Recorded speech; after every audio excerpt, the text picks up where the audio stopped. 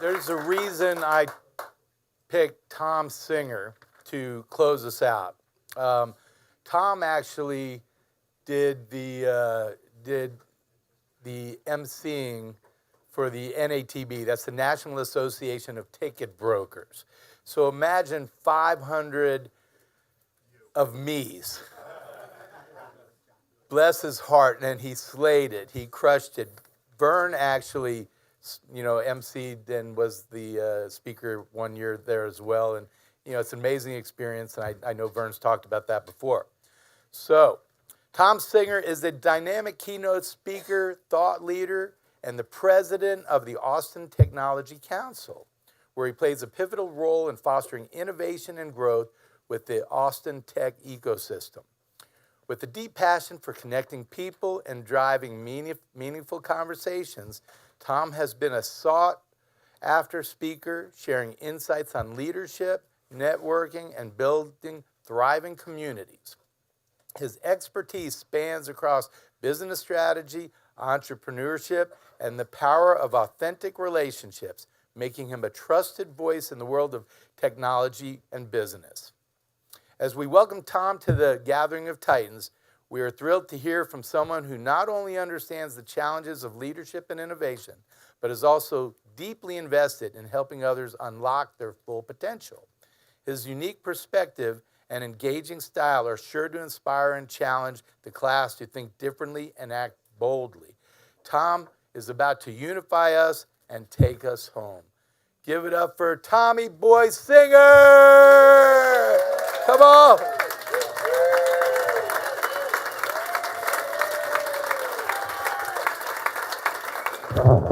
Thom.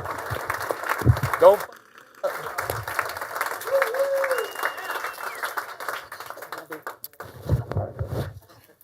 At the Gathering of Titans, you come for a few big ideas, but you get all of them, all at once.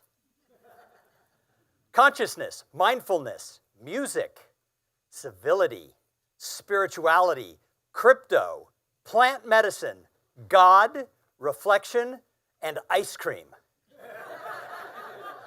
And if you think about it, those 10 might all be the same thing.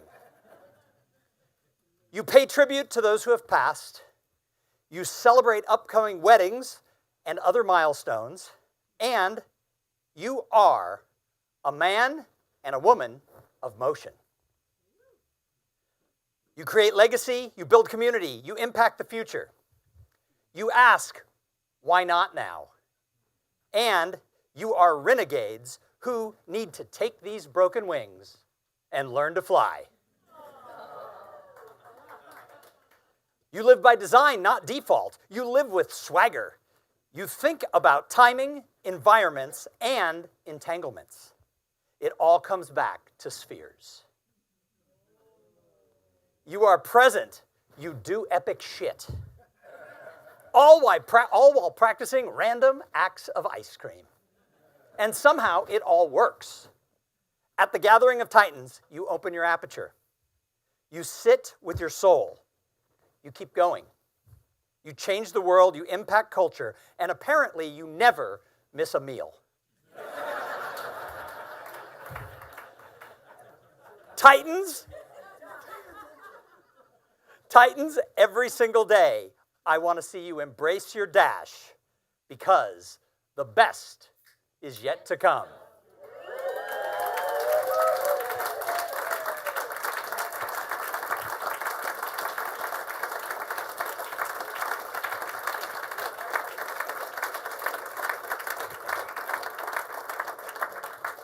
So I've been looking forward to being here with you today, especially the idea of speaking at MIT. That's a big deal when you're a professional speaker, when you do the things I do, just to be able to tell your friends, oh yeah, I spoke at MIT. And my oldest daughter and her husband are both graduates of another high-end engineering, business, and mathematics school. They're both graduates of Carnegie Mellon. My son-in-law is actually one of the smartest mathematicians in the world. He has an undergrad and a master's degree from CMU in applied mathematics. And so I texted them and said, I'm speaking at MIT. And then I sent him a picture of the other night at dinner when I was wearing this. To which, without missing a beat, my introverted mathematician son-in-law said, of course, because MIT stands for Magical Imaginary Tiaras. For those of you who are wondering, last night in the hotel, I did cut the legs off so I could easily shed the unicorn. Because while it was tempting to do the entire talk while wearing the unicorn outfit, I also decided I didn't want to do that. So you're going to learn about me in the next 45 minutes or so that I am unapologetic when it comes to encouraging people on how to embrace community, collaboration, and conversations. In fact, I believe those three words, when practiced by leaders and when taught to the people they lead, I believe they can change all problems. I ask you for just a minute. Imagine, no politics in this, but imagine Washington, D.C. Imagine if every single elected official who enters into the rotunda on the House side or the Senate side, if when they walked into that hallowed building, they had to all day and late into the evening, or overnight if they were Cory Booker, had to operate with community, collaboration, and conversation in everything they did, do you think we'd have a better government? I do. I'm unapologetic that I think this really matters. So we're going to talk today about what I call human interaction, HI, in an AI-driven world. So November 1984, I had the last conversation I would ever have with my mother. I was 18 years old. When I was 15, my mom was diagnosed with breast cancer, and she fought a valiant fight. But they said 2 years later, we've got it all. And then it turned out they did not. And when I was 18 years old, I had just moved away to college. I was going to college 2 hours away. I was driving home every single Friday so that I could help my dad. This was before the days of hospice, and my father actually would not hire help because he believed it was his responsibility to care for my mom. I had a brother who lived in Singapore, I had a brother who lived in New York, and I had a third brother who was currently traveling the world on a once-in-a-lifetime vacation. And my parents, being of that generation, didn't want to burden my brothers with what was going on in the last several months. And so the burden, and it wasn't a burden, the responsibility fell to me. And every Friday I would get in the car and I would drive up, and every Sunday I would drive back. And in November of 1984, I was there. She had withered away. She'd taken that turn for the worst. She hadn't spoken in about a week. And on Saturday morning, it allowed my dad to go golfing. My dad loved golf. And on Saturday morning at 6:30, he would wake me up, and he would go golfing, and I would be in charge of taking care of her, helping her with everything that needs to happen, giving her her morphine, whatever it was. And I would just sit with her because I knew what was happening. And one day I was holding her hand, and she opened her eyes. And she looked at me, and she said something. And I couldn't really hear her. I was like, "Mom, what did you say?" And straight into my eyes, she looked at me, and she said, "Would you trade me?" And I didn't understand the question. I looked at her and said, Mom, I don't understand. Come on, use the full sentence, use your words. And she looked at me and said, without missing a beat, strong voice, "Would you trade me for a mother who would live longer?" I didn't react well. I started crying. I was mad. I tried very hard not to be angry with her, but I was angry. I said, "Mom, why would you ever say that to me?" She grabbed my hand really tight. She goes, "We have to talk. Because if you wouldn't trade me, then we need to have a discussion. Because you're 18 years old, and I don't want this to derail your life. I don't want to see you drop out of college. I don't want to see drugs. I don't want to see you be a lost soul. And we have to talk about this right now." And for the next several minutes, we talked about this. And then she closed her eyes and she went back to sleep. She only lived another 10 days. She never spoke to me again. She spoke a little bit to my dad, maybe a phone call with one of my brothers. But that was the last conversation I ever had with her. Now here's the interesting thing. In that moment, Betty Singer was very intentional. She knew what she was doing. She knew her purpose. She knew that in that minute, it must have sucked to be 58 years old and know that you were going to die any day. But she knew in that minute, as she looked me in the eye, that more important than all of that, she was the mother of an 18-year-old who was about to lose a parent. And her job was to do whatever she could to help that child. I tell you this because every time we talk to somebody, we need to know our intention, and we need to be purposeful. What I found out later was in the conversation she had with each of my 3 brothers, with my father, and with her 6 sisters, every conversation was different because she knew that each person was different. Her relationship with them was different, and it was important to her that she had purpose. Think about when we go to a networking event. What do? We memorize an elevator pitch. And everybody we meet, we flick that switch and tell that story. Same for him, same for him, same for her. In this world, when we deal with people, we need to be intentional. You know, on that morning in November, if my mother had held my hand and looked me in the eye and said, "Sweetheart, I love you," it wouldn't have changed the way I felt about that woman one bit. But because she had intention and she had purpose, I stand here almost 41 years later telling all of you, when you're intentional about how you choose to show up and talk with people, you leave a legacy. Randy's right. Community is unity. And my mother knew that she was the leader of this family community, and she needed to leave everybody with intention and purpose in the words she used. You can't connect if you're not committed to being present with people. We heard that today from John Oates. And when he said it, I was like, that's exactly right. We need to be committed to the people we're with, and we need to be present with them when we're in the room. Human interaction, what I've dubbed HI, matters. It's extremely important. Now, I'm speaking to the choir a little bit because all of you, you're very good at this. You're already interacting. I've been with you for 4 days. I've been watching. I've been hearing your stories about how you do it. Some of you are great with your employees when it comes to interacting. However, we have a problem in our society. We have an epidemic of disconnectedness. Thank you, Todd, for that line. We have an epidemic of disconnectedness.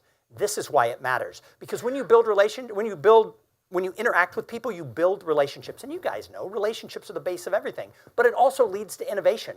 Everybody I know who's ever created anything who isn't a jackass will admit they didn't do it alone. Everybody will tell you that the innovation came from talking to people. That brilliant son-in-law of mine, he's a mathematician, he's a quant at a hedge fund. When they got pulled back to the office after pandemic, I thought, boy, the biggest introvert I know, he's got to hate this. And I said, how do you feel about going back to the office? And he said, I love it. And I said, okay, you're going to explain that to me, Mr. Introvert. And he goes, there's so much more innovation and creativity. He goes, being a quant and a researcher, he goes, it's like being an artist. And he goes, if I get stuck on a problem and can't figure out how to create out of it, I can walk into another quant's office and whiteboard it. We can solve it in 5 minutes. Without being face-to-face, without having conversations, I need to go onto Slack, see who's available, find who's available, set up an appointment, usually 2 hours later. Then we have to get onto Zoom, and then we have to talk through the problem. Because if I walk into someone's office, we can do it, we can find the answer, and we can laugh about math. People laugh about math? This is apparently a thing, but it leads to more innovation. It also makes it easier to answer the tough questions, because here's the thing. All of you in your jobs, in your families, in your communities, you're going to get asked questions that you don't know the answer to. It happens to all of us. Nobody knows everything. And when you're asked that question, you can do 3 things. You can look at somebody and go, I don't know anything about that. You know what I do. Why are you even wasting my time? My time is precious.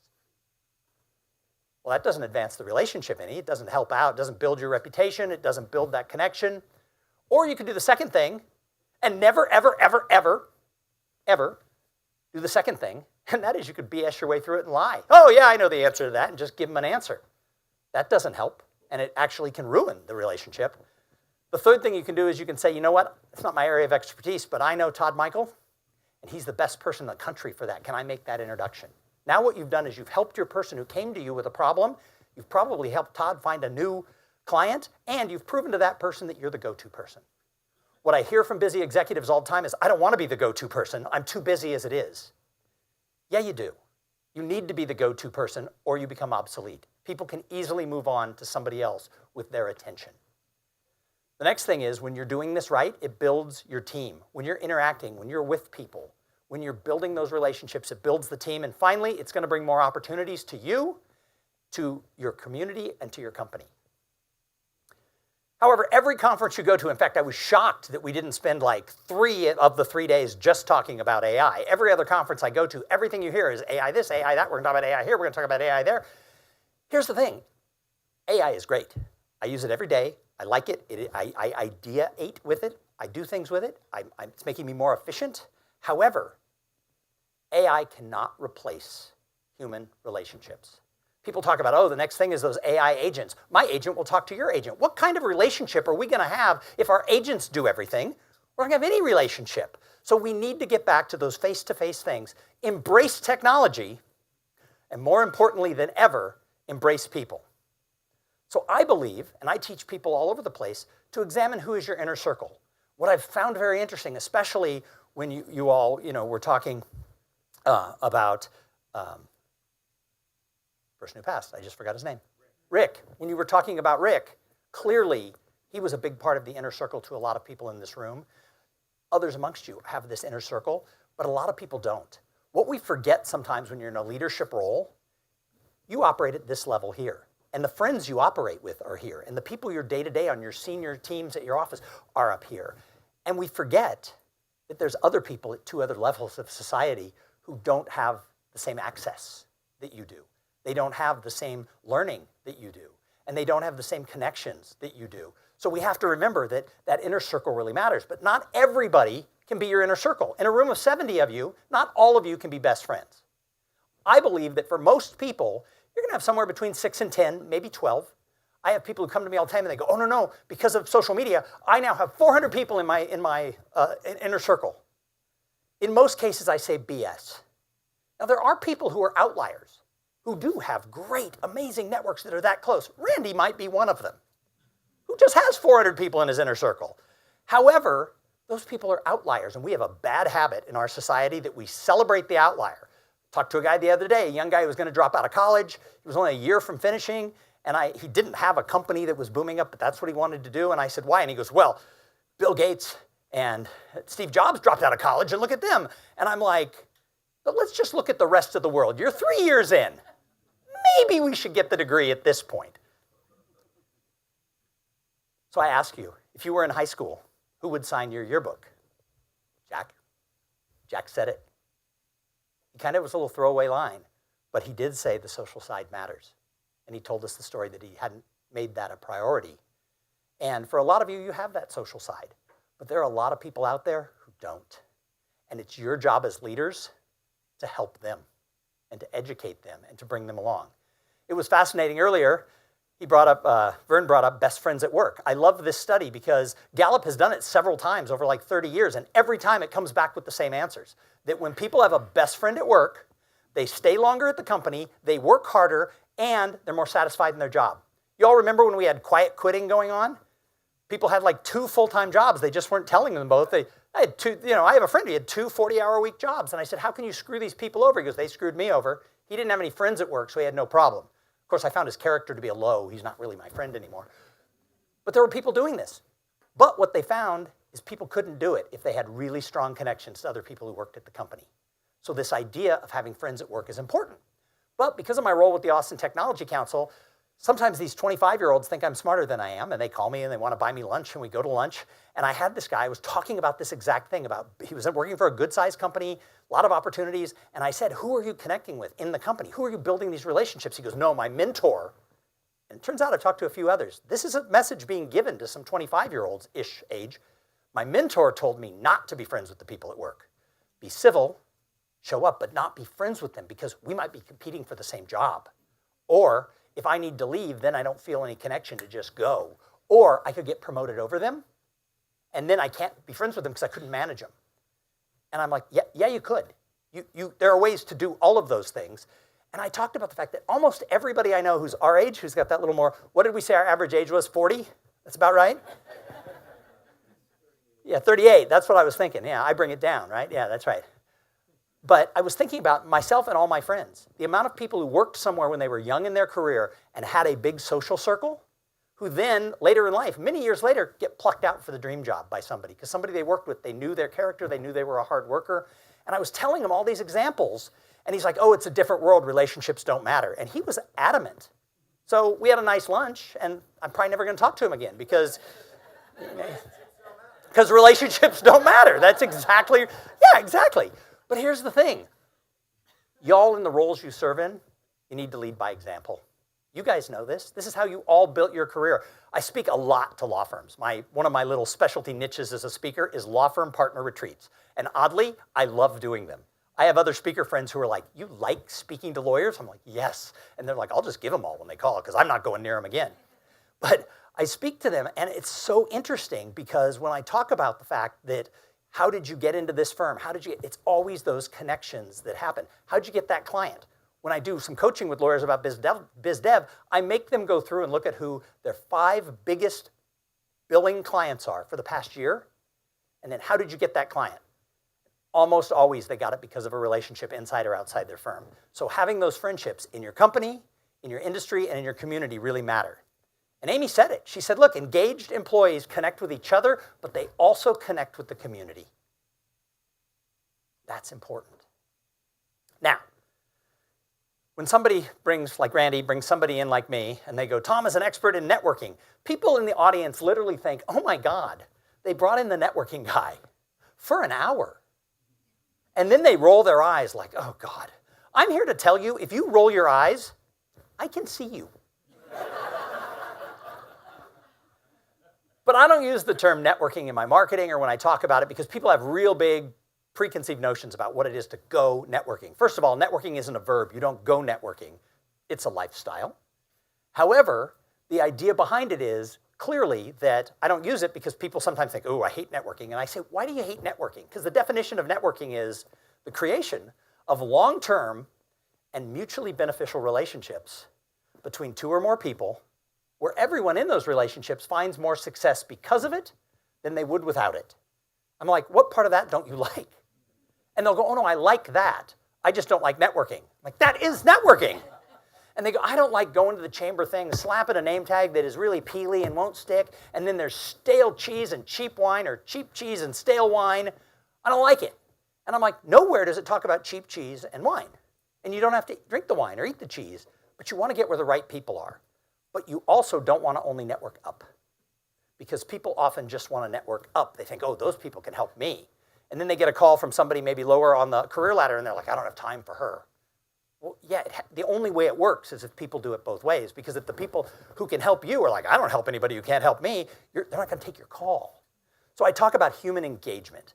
And what I say is this. So for those of you who, and this is more, again, you guys are a little more seasoned, this is more for your employees, but I'll just ask you as an example, and Vern asked this earlier. How many of you self-identify more as an introvert? Which I know is a stupid question because introverts don't want to raise their hands. Here's a great tip for those of you who are thinking. All you got to think about is E equals MC squared. He's looking at me like, what does Einstein have to do? It's not the theory of relativity. Somebody shouted that out the other day. I'm like, damn, that's good. But that's not what it is. I just stole E equals MC squared. I repositioned it, and I give it back to you. And what it stands for is engagement equals meaningful connection between 2 or more people. So when you go to these events with 400 people and you don't like it because you're more of an introvert, don't be like, I don't want to go there. There's all these people I don't know. You're not going to talk to all 400 people. You're just going to talk to the people you talk to. And if you ever been to a networking event, have you ever noticed you end up in a group of 2 or 3? I call it a networking cluster. You're just going to end up in that little cluster. My wife is an extreme introvert. And yet she's really social. She runs another association. She runs the Association for Corporate Growth for Austin and San Antonio. And people are like, wow, how do 2 extroverts live together? And she goes, oh, it's wild. And then when they leave, she goes, they have no idea that I'm not speaking to you for the next 3 days because this is too big of an event. But she just says, I don't talk to, it's not a room of 400 people. It's just me and Thom. That's all there is. It's just 2 people I'm talking to. And she likes that. Introverts don't hate people. It's just where they get their energy. They get drained by the big event for 4 days and stuff like that. Where the extroverts, those of us who are extroverts, how much fun are we having being here for 4 days and the drinks flow till midnight? Yay! So just remember we're talking about engagement, and when we have engagement, everybody wins because we are all entangled. Now, the other thing that happens when I get brought in by people like Randy, besides people wanting to roll their eyes, is they think, oh, God, he's going to talk to us about creating an elevator pitch. Because every networking speaker who has ever come to any company you've ever worked for, they spend like an hour getting you to craft an elevator pitch, right? Does everybody know what the elevator pitch is? Everybody familiar? For like 40 years, this has been a major thing taught in corporate America. And for those of you who aren't sure, the idea is, if you meet somebody at a networking event or wherever, and the example is you're on an elevator, and you could do business with them, or they could refer business to you, or there's some reason, and you're like, oh my God, that you have memorized something that you could clearly and concisely tell them who you are and why you're so great. Now, my sideline is you do have to be able to clearly and concisely tell people who you are and what you do so well. But the way we teach the elevator pitch, it makes people lead with it. So the idea would be I get on the elevator on the 40th floor, and I realize that, oh my God, you're a CEO and you have a giant users conference for all of your customers. I speak at those. And the elevator doors shut, and I flick a switch in my back, and I'm like, hi there, my name's Thom Singer. I've written 12 books. I speak all over the country for companies just like yours. Blah, blah, blah, just verbal vomit all over you. If I do that, by the time we get to the lobby and the doors open, what do? Run, flee, get away. I've told this story 500 times. No one has ever said, take you to Starbucks to learn more about you. Everybody says run. So the way we teach the elevator pitch, we're teaching our employees to repel people when they're out there. So instead of memorizing something about yourself, and you have to be able to do it because sometimes you're at that table and it lets everybody introduce themselves. You don't want to be given a minute and take 12 to introduce yourself. You've got to be able to clearly and concisely do who you are and what you do. But memorize a bunch of questions that get other people to talk. Memorize open-ended questions that gets the other person to tell you how they got into their industry, what they're doing. Because the more they talk, the more they like you. They've actually done surveys, like college-level surveys on this. And you've probably seen similar things on like reality TV. You know, they set someone up on a blind date and they send them out. You've seen this, right? They put cameras in the flowers. They float microphones in the beers. And they record everything. And they take them to separate rooms afterwards and they said, what'd you think? The person who talks the most says, I love them. I hope we get married and have 3 kids. The person who talks the least goes, I don't want to go out with them again. So studies have actually shown when you first meet somebody, the trick is get them to talk about themselves and they're going to like you more. So just remember, how do you get people to talk? And that's going to be a big thing because it's all personal. Success is personal. And so if you can make it about them, even in building relationships and building a friendship and building a referral friendship, the more you make it about them and the more you listen, the more they're going to like you. So during the pandemic, remember we had this thing called social distancing? So just go with me back to like March 13th, 2020. I call that the day my business died. I had been a full-time professional speaker. I wasn't running anything else. I was just making my living, standing up, chatting to people for an hour. I got a check and I went home, and it was kind of a cool job for 12 years. Everything started to cancel on the 13th. By May 1st, my largest calendar bookings for an entire year ever to date over 12 years was 100% wiped out. And I didn't have any business, and it was very hard on me. And some people were able to pivot. If you were doing training for big companies, they kept hiring you because they needed to do something. My main speaking gigs were mid-sized corporate associations. They made their money off their conferences, so they didn't have any money. A lot of them were firing all their employees. A lot of my clients fully gutted their entire staff in that first 6 months. So I was free-falling, and I was freaking out, and a very smart entrepreneur who I know called me, and he said, I understand you're having a rough time. I don't know anything about the speaking business, but I know business. I'm on an hour car drive. If you're free right now, I'm yours for an hour. I'm not stupid. If the smartest, most successful entrepreneur you know says, I'll just chat with you for an hour, great. And what came out of that call is he said, what did you do when you started your business? Well, my background is I had been the marketing director for the biggest tech law firm during the tech boom of the late 90s and early 2000s. And so I started, when I became a speaker, speaking to law firms. I'd gotten away from it because they didn't pay very well and a lot of reasons. I got more money working for associations, and my career took me a different way. And he goes, why don't you go back to how you started? So I created a program called Social Tightening While Social Distancing for Lawyers, and I sold it on the cheap for a Zoom call for an hour for associates and partners, but I sold it on the cheap, but I made it up in volume because the only reason my wife and I still own our house after 3 years of not working was I got enough of these things that I was able to do it. And what I told them during the pandemic was reach out to people. Be the person. People are all on lockdown. They're all feeling, sad and alone. Be the person who reaches out. Second thing I said was add value with every call. Don't be the, I'm calling to touch base. What happens when somebody does that for like the 4th time? You stop picking up their call because you don't want to talk to the base toucher. So I said, think about what your clients are going through. Call them or email them with something of value. Find an article, whatever it is, provide value. The third thing I said is use the tech tools. Some people, especially in that market, they weren't on social media, they didn't like things. I'm like, use the tools. Thank God the pandemic happened in 2020. Could you imagine for a minute if the pandemic had happened in 1997? Think back to 1997. That's when I got my first email address. That's when I had, I don't even know if it was a flip phone yet. I don't even know if it was a razor. I think it was just a little phone. A brick. It wasn't a brick, it was smaller. But we didn't have the tools to communicate. Well, by 2020, we did. And so I said, use them. Get on these tools. Start seeing what they're tweeting. See what they're doing. Use the tools. And then, next one was be creative. Because a lot of lawyers are calling their clients, they're calling the prospects, and I told them, they're calling your client. I always remind lawyers, your competitor's prospect is your client. Just remember that, because they're always like, oh, I have this prospect list. And I'm like, you realize your competitors do too, and it's all your clients. So I said, be creative. I was working with a law firm in Canada, and the woman who was one of the people I was coaching was, and I know none of you care, but I normally, when I tell this story in audiences, I go, I don't care about what your opinions was, but she was one of the #1 cannabis lawyers in Canada. So she had a reputation for it. And what she did is she was on lockdown at home. She had a couple little kids. And for the Christmas before, one of her clients had given her cannabis-shaped cookie cutters. I don't know what they were. Use your own imagination to see what the cookie cutter stamps were. But she was making cookies, so she pulled out the pot-shaped things and started making the cookies. Apparently, she was a good artist, so she decorated them up. She had too many cookies, so she bought little boxes that were padded, and she sent a cookie to everybody who was a client or a prospect or someone she had a good relationship with. And she put a handwritten note in it that said, "Dear client, first of all, this is a regular cookie. But I'm baking like crazy, and I thought you would enjoy this." She sent out like 35 cookies. Do you have any idea how many people reached out to her directly by phone?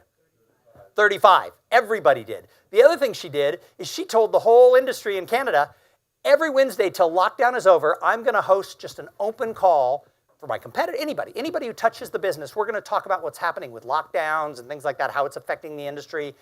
What she didn't realize was Canada would be locked down until 2087. Mr. Mayor, are they open yet in Canada? Yeah. Some. Canada's lockdown, no offense, I'm not picking on you. Canada's lockdown went like twice as long as America's. And I live in Texas. Our lockdown went for like 9 minutes.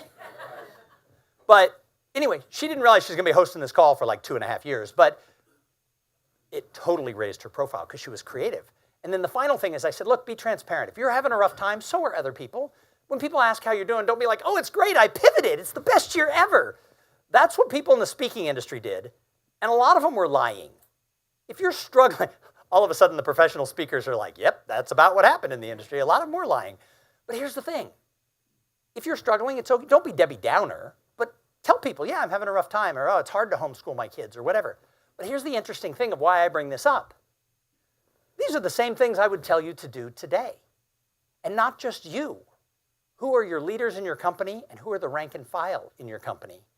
Are you educating them on these tips of how to interact with each other and how to interact in the communities? Because I started off by saying community, collaboration, and conversation will solve all problems, and I deeply believe this. I find anytime I have a problem, if I can turn to my community, if I can work with somebody, or if I can just sit down and talk with whoever I have a problem with, or people who can, like the guy who called me and said, you've got an hour of my time, I can solve problems if I embrace these 3 words. Better communication leads to better relationships. Right, Mike? But here's the thing. Shared experiences is how we build relationships. Now, lots of times I talk to groups about this, and I have to go into a lot of details. What are we doing right now for 4 days? We're sharing experiences, right? This organization, why do you think people come back for 20 plus years? Or the people who've been here 4 times are like, I'm never missing it. Or what did you say earlier? This is the room I'm always going to be in. Why do people say that? Because they've shared. The only room she's going to be in. It's because this is how relationships are built, is when you share these experiences. Think about back to high school or college. Who are the people you're still in touch with today? Is it the person who was in that Psych 101 class? Remember that one? 500 people in a stadium room. You know, you walked in and everybody just kind of looked at each other. You're usually freshmen. You're like, what the hell? This room has more people than my high school. Was it someone who was in that class who sat across the room who once in a while the next 4, or in my case, 5.5 years, you saw when walking across campus and you were like, dude. By the way, I went to San Diego State in the 80s. Dude was the way you addressed somebody who you'd seen in class once before. Total correct word. Or the person you're still in touch with today, are they people who lived in the dorms with you, who you went on spring break with, who were in your sorority or your fraternity, who you played sports with, or people you worked on projects with? My guess is it's the latter. Those experiences that you had bonded you as friends for life, for the people who you are choosing to stay in touch with. Same thing is true in business. We get to choose who we give our business to, and we get to choose who we spend our time with, and in the roles you're in as leaders, you have to remember it's not just you who interacts with these people. It's everybody down to the person who answers the phone or who sits at the front desk or delivers a package. Everybody who interacts either advances the relationship with that person and your company, or they reverse it. Every time you have an interaction, the mind should be stimulated. Leaders should be stimulating the minds of those they lead. Ellen said that to us in the first speech that took place here a couple of days ago. So let's think about it. We've been here for a couple days. Has your mind been stimulated? Right? I think it has. I think that your minds have been stimulated over the last few days by amazing people, amazing learning, amazing food, amazing walks around the lake. Rewind. His mind is stimulated. I think we'll just leave this up for the rest of the time. But I can share that photo with anybody who wants. I've got it on my phone, so yeah, that's easy.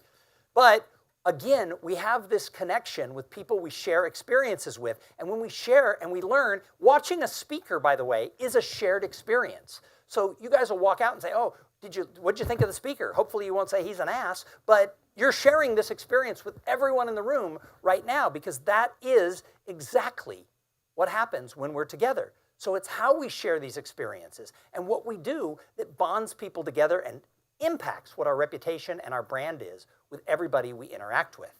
Because when you can sing up here like that, I mean, the professional singer's great, but when you can sing like that, that's an experience we all shared. Because you were having fun. And let's face it, people always stop to look at dolphins. As dolphins are always having fun, they're always playing, they're always in the flow. And part of this about building relationships is about having influence. And one of the ways we have influence is through building trust. Trust is actually the foundation of every single thing we do in life. If you look at your family, there has to be a foundation of trust. If there's not a foundation of trust, you and your spouse are going to have problems. You and your kids or your parents are going to have problems. If you have a foundation of trust, you're going to have a much better time in your company, in your industry, than if that trust gets broken. And trust has to be built over time. Trust doesn't happen automatically. Sometimes you can share it. Randy makes a recommendation to me. Somebody trusts me because they like Randy. That can happen, but I have to build the long-term trust on that.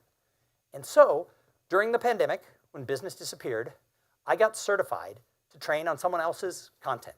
I got trained by an organization called the Trust Edge Leadership Institute. Some of you might have seen David Horsehager speak over the years. David Horsehager is one of my favorite people in the speaking industry, not only because he's $1 million a year, speaker $1 million club level person, somebody I aspire to. However, he's also the nicest guy ever. I was going to be in Minnesota. He's like, well, you're staying at my house. Well, I wake up in the morning because we got there late. I open the window. It's not a house. It's like a farm with a lake and horses and things like that. And it's like, wow. But also, he's like the nicest guy. He goes, oh, do you ride horses? Do you want to do this? Oh, he spent the whole morning showing me around, not just like, look, I have a farm, but it was like he wanted me to understand, and he wanted to connect with me more. And he saw me give a speech, and he's got 8 pillars that he talks about that make up trust, and one of them is connection. And he said, everything you speak about is the connection pillar. You should be teaching my stuff. And that was another way we didn't lose our house, is I started doing trust seminars for companies using David's assessments and his materials. And what I've done is I've blended it in now to my materials as a member of his extended team. So we want to have influence. Do you know what the #1 way to change someone's opinion is? Right? Does anybody have like that aunt who believes in the other political party from you, who keeps posting shit? Do you want to change her mind? Well, the #1 way to change it isn't Facebook. Social media is not going to change anybody's mind. In fact, I have one of those relatives who it's like, here's what I believe, and it's like, delete, delete, delete, delete, delete. I've given up because I'm not going to change their mind. Social media doesn't change their mind. Spewing your beliefs, showing them your education doesn't change their mind. You know what changes people's minds? Is when they know you, they like you, and they trust you. Throughout my life, I've changed opinions on things that are major social issues and other things. When I was younger, I might have leaned a little more right. I now lean a little more left. That's not just because I got old. It's because I met people who had different lifestyles, different backgrounds, different ideas. And when you know them and you become friends with people, you start saying, well, that's not scary. That's not bad. And so when you can really trust, people can be influenced. And that's really important.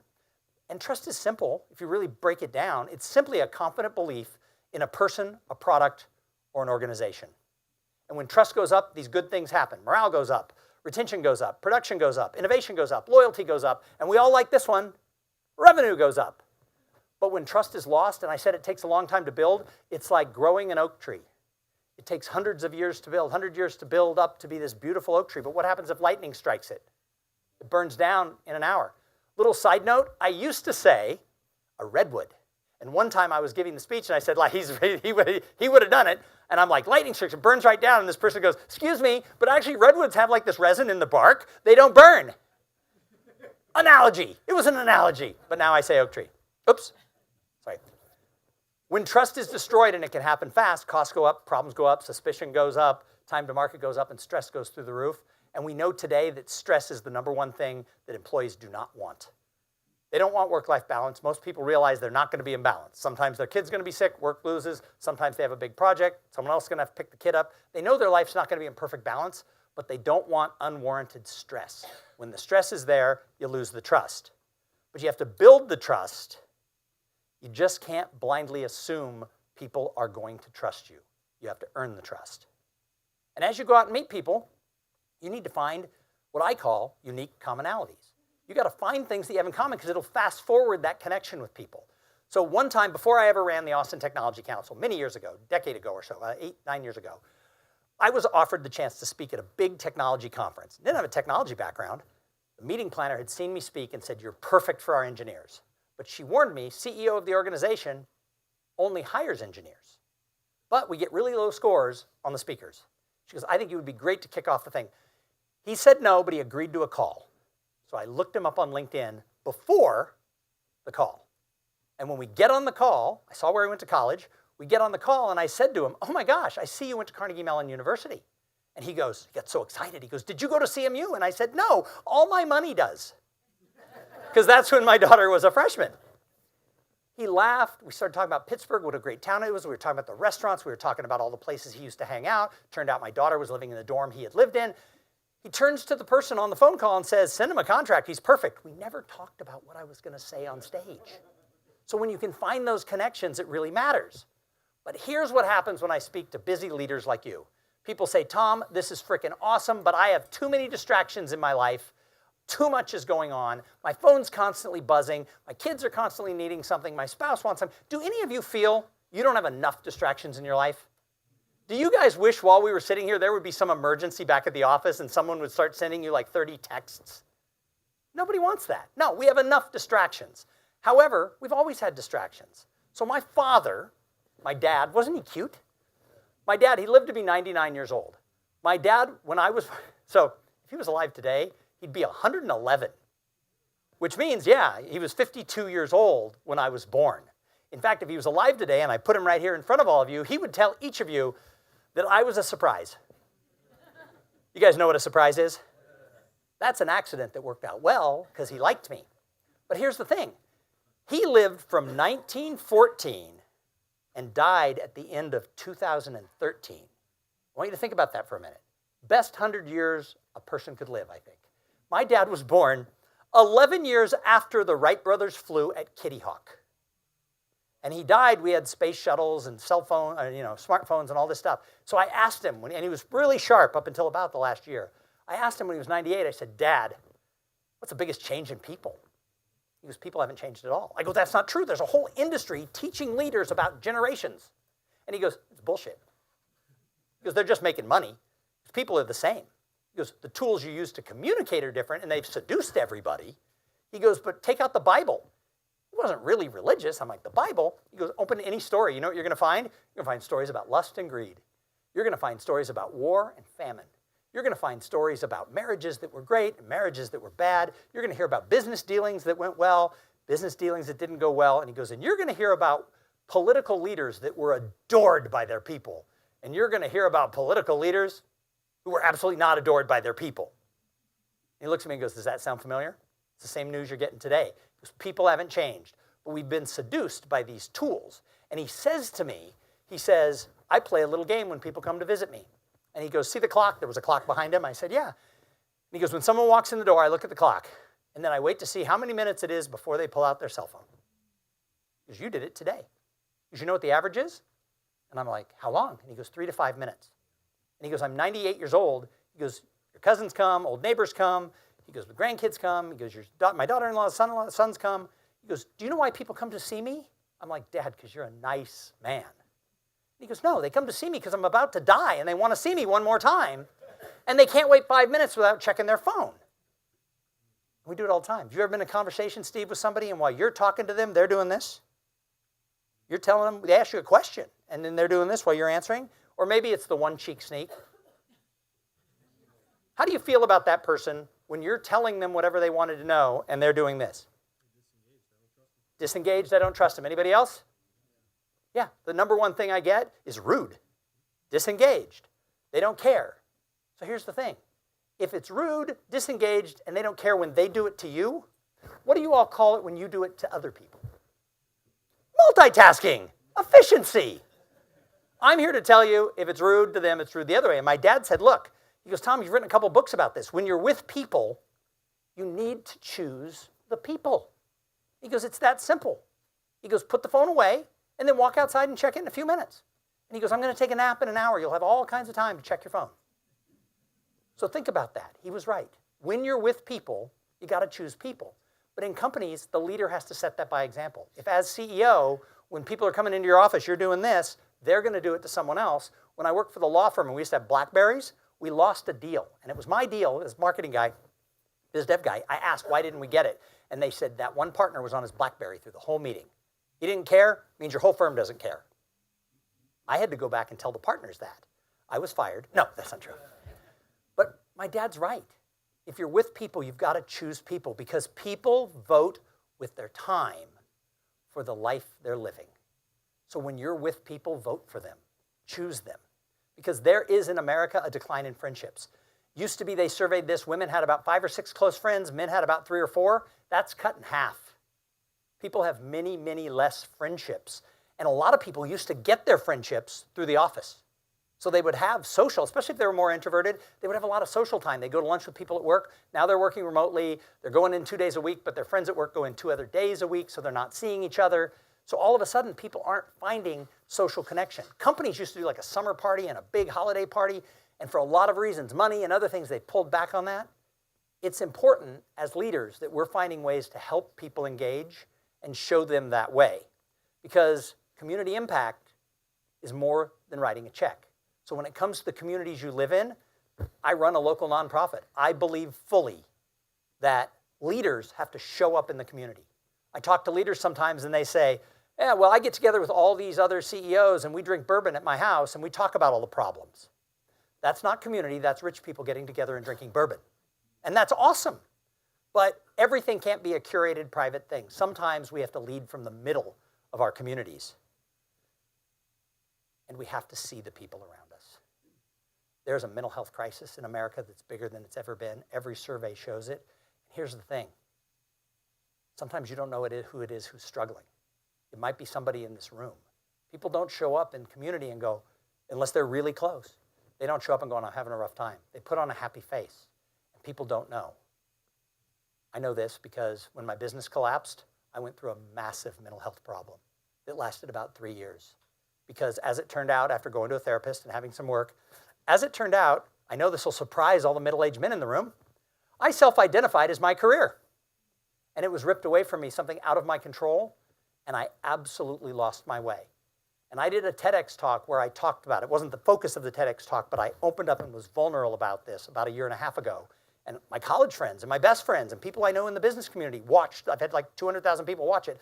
Watched the TEDx talk, and my phone started ringing. And people I was close with said, I had no idea. And I'm like, right. My own brother said, I didn't know. Right, because I'm the guy, how's it going? The glass isn't just half full with me. The glass is all the way full because it's half water and half air. So when I was in the real dark, people say, how are you doing? Fine, I'm getting by, it's good. I mean, some people saw through it. I had one friend who just called me for a year and a half, all the time. And I said to her when I got to the other side, I'm like, did you put a reminder in your phone to call me? And she said, maybe, every 5 days. She had a recurring call to me every 5 days just to check in. Will I ever forget her? No. We need to take the time to see the people around us. Because if we're not seeing them, if our lens gets stuck, it can take you down. And we need to be looking at how are we promoting cross-generational networking? We talk a lot about diversity. I'm a big believer that diversity is a good thing. Every study shows that when the company is diverse, the board is diverse, your friends are diverse, people do better, companies do better. But when we talk about diversity, we never talk about age diversity. And I'm getting the age where I'm starting to realize that age discrimination is a real thing. I lost a speaking gig. The people who are over 60 are like, ah. I lost a speaking gig, and the meeting planner, who was 24, said to me, you were actually our first choice, but we thought you were too old for our audience.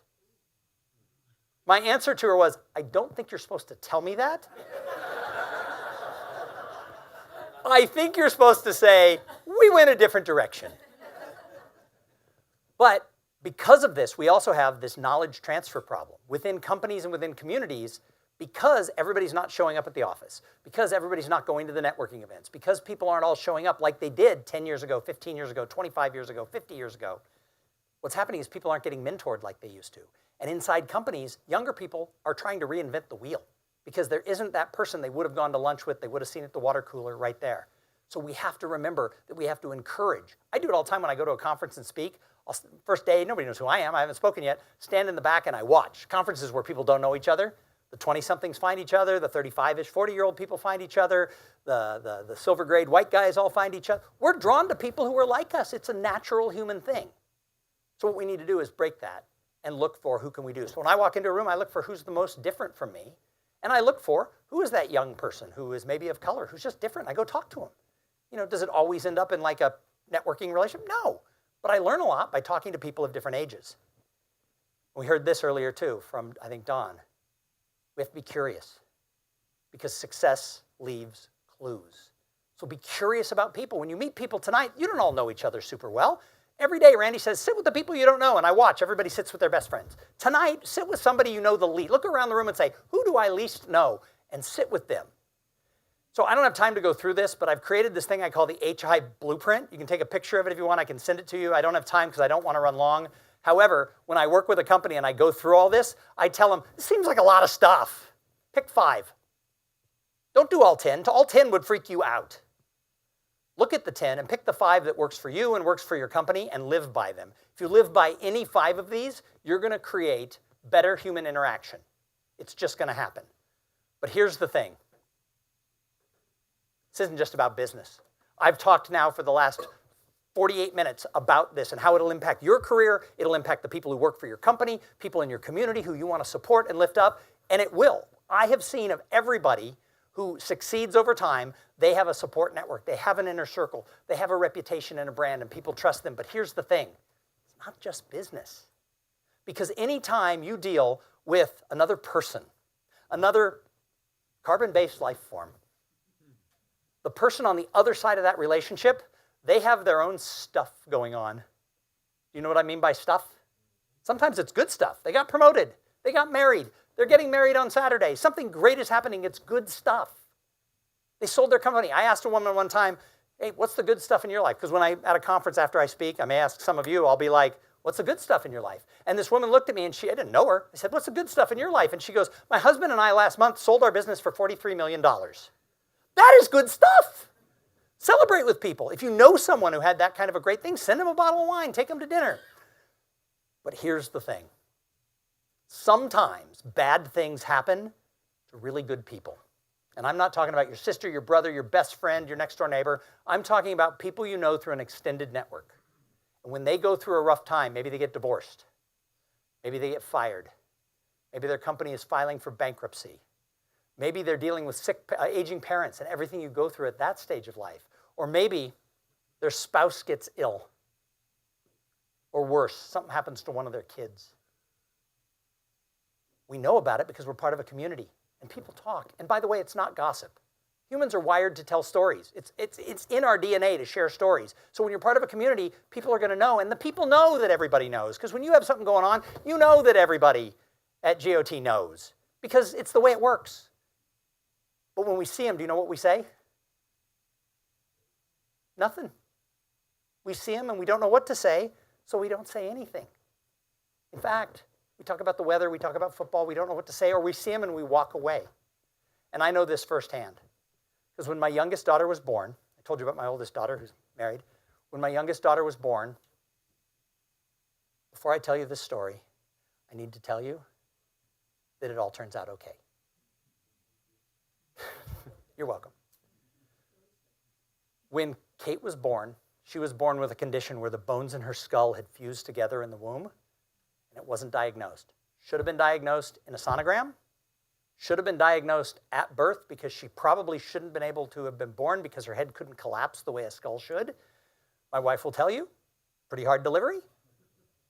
We looked at Kate. She was beautiful, but her head looked a little bit more like a watermelon than a cantaloupe, but just a little bit. And we asked the doctor, and the doctor said, heads are funny. They get caught under a rib, it'll round out. For those of you who have kids, you know they're always measuring them. They're measuring the heads all the time. Her head was a little large. It measured out wrong. It measured out big, and it was a little oval, not as round as it should have been, and we kept asking, and they kept saying, it's all different. The doctor actually said, this is 23 years ago, he goes, go to the mall. Back, remember we used to go to malls? He goes, go to the mall, look around. Everybody has a different shaped head. Don't do it right now, for God's sake. But everybody has a different, you're like, oh my God, there's a noggin. He said, people's heads are different. It's just the way it is. When she was 4.5 months old, we brought it up again. And he said, well, you know, there is this thing where the bones could fuse together. But 80% of the time that it happens to boys. He goes, so I'm not concerned. And we talked about it, and he said, well, it could happen. He goes, but to find out, we'd have to do a CAT scan. There's some radiation. And we talked through it, and we decided with the doctor that it was the best thing to do that. And so at 5 months old, we did a CAT scan, and it came back positive for a thing called sagittal synostosis.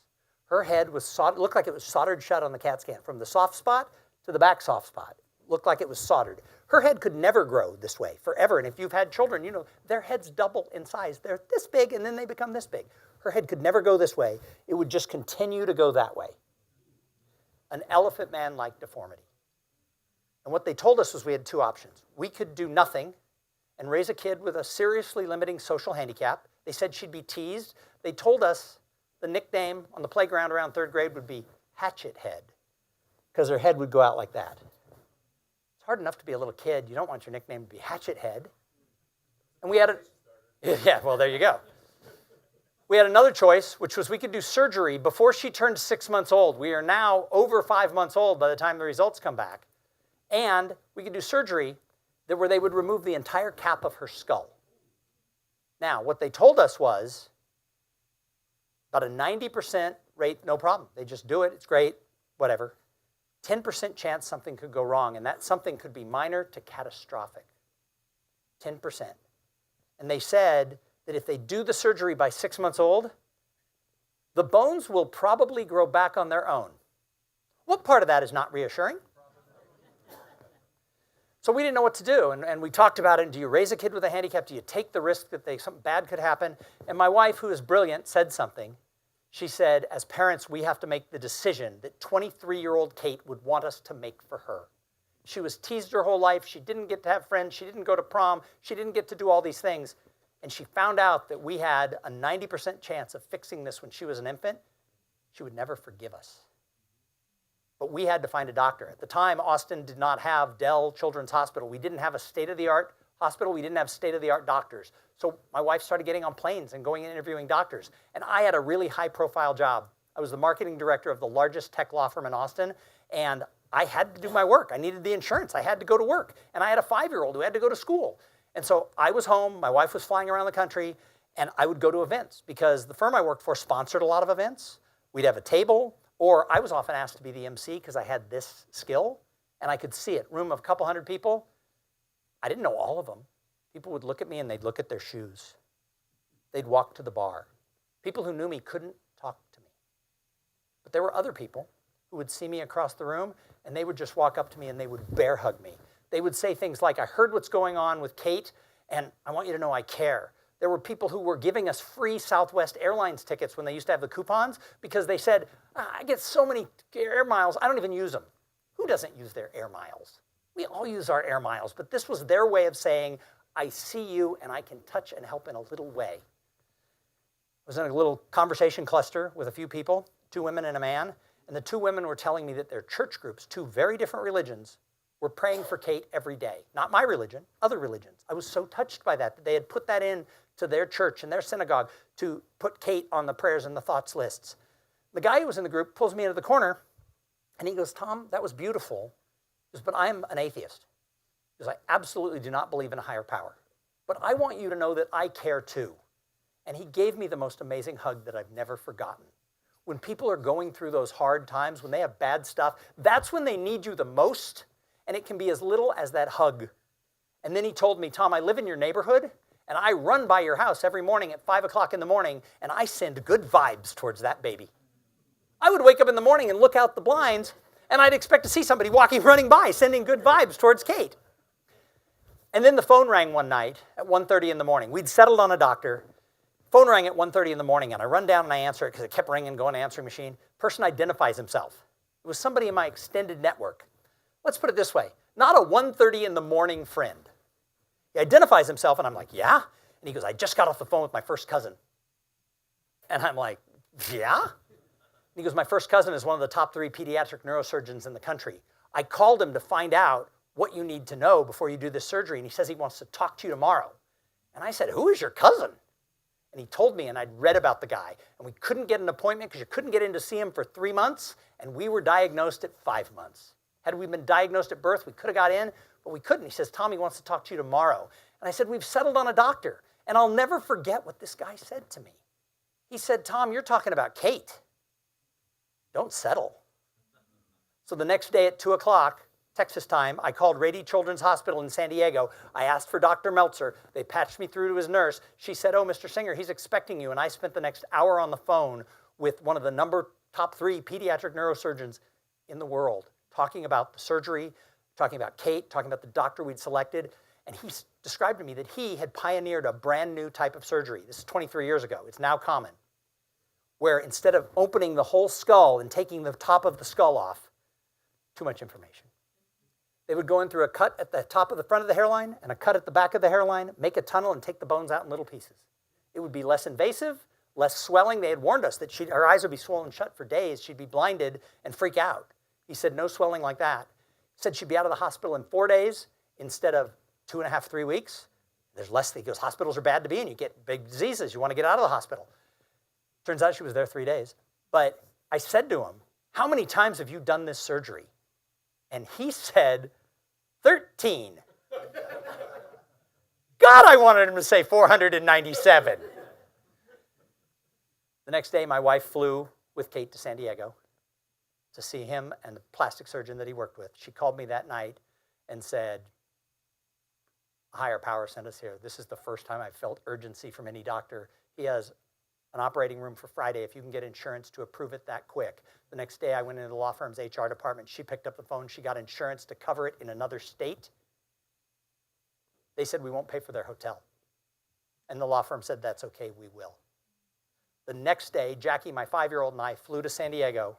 And on Friday morning, we handed Kate over to the doctors at Rady Children's Hospital in San Diego, to the first cousin of someone I knew through my extended network. 3.5 hours later, my cell phone rang, and they said the words I'm never going to forget.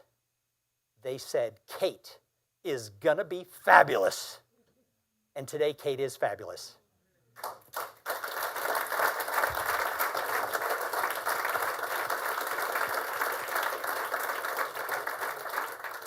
Last June, Kate graduated from Dartmouth College in New Hampshire. She is an environmental biologist. She wants to find out how we can have land sustainability like we've never had. She is a force to be reckoned with. And I will tell you, Kate will never remember what she went through. Her mother and I will never forget that somebody in our network made a call and connected us with the right person for the biggest decision we ever had to make in our lives. And I tell you this story not to make you cry. I tell you the story not because you're ever going to need a pediatric neurosurgeon. God, I hope not. I tell you this story because in your life, in your family, in your company, in your community, in your faith community, you're going to need something. And someone who you could meet where as a leader you chose to show up in the middle of the community, somebody you meet because of that decision, when you chose people over just going home and drinking a beer, when you chose to be with people, somebody you meet, their first cousin's going to hold the answer to that question. And if you don't do it, you're never going to know because you're never going to meet him. I will never, if this person's now a very good friend of mine, I'll never forget. I was at his son's bat mitzvah many 13 years later, and bar mitzvah. We're at his son's bar mitzvah, and Kate comes up to me and goes, some weird guy was talking to me. I go, do you think it was your head doctor? She only saw him every year until she was 13. I go, you see him every year? And she goes, out of context. She went back over and said, hi, Dr. Meltzer. If you liked anything I talked about, if you want to teach your employees this, if you want to take this to your community, I tell you what, you got to do it consistently. You can't do it for a week from Friday and think, oh, I'm going to have this great network that's going to follow me around. You have to do it. You have to lead it. You have to teach it. And it all has to be consistent because it takes years sometimes to build this kind of network. I said to an audience one time, it can take 5 years to build a network that will send you these types of things. The person sitting up here said, 5 years? In 5 years, I'm going to be 55. And I looked at him and I said, well, I hope so. Because the alternative is dead. And if you wait 5 years and then say, Thom was right, I'm going to start today, you're going to be 60 before you see the payoff. So networking isn't a verb. You don't go networking. It's a lifestyle choice. And if you do it right, you can do epic shit. Right, Eric? This is a marathon, not a sprint. This doesn't happen quick. It takes years to build. But here's the deal. Your best work is still in front of you. Thank you so much.